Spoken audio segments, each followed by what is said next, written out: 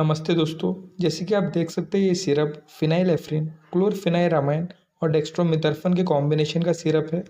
Phenylephrine एक decongestant है, मतलब ये बंद नाक को खोलने का काम करता है। क्लोरफेनाइरामाइन एंटी एलर्जिक एक्शन शो करता है और डेक्स्ट्रोमिथर्फन खांसी में आराम देता है। तो अगर किसी को सूखी खांसी है, ड्राई कफ है, उसके साथ पेशेंट का नाक बह रहा है, नाक जाम है, आँख से पानी आ रहा है, सर्दी है, छींक आ रही है, तो ऐसे पेशेंट में इस सिरप का इस्तेमाल किया जाता है। डोज की बात करें तो इस सिरप 10 ml दिन में 2 से 3 बार लेने की सलाह दी जाती है। तो यही थी कुछ जानकारी सिरप के बारे में। ये वीडियो सिर्फ इन्फॉर्मेटिव पर्पज़ के लिए है।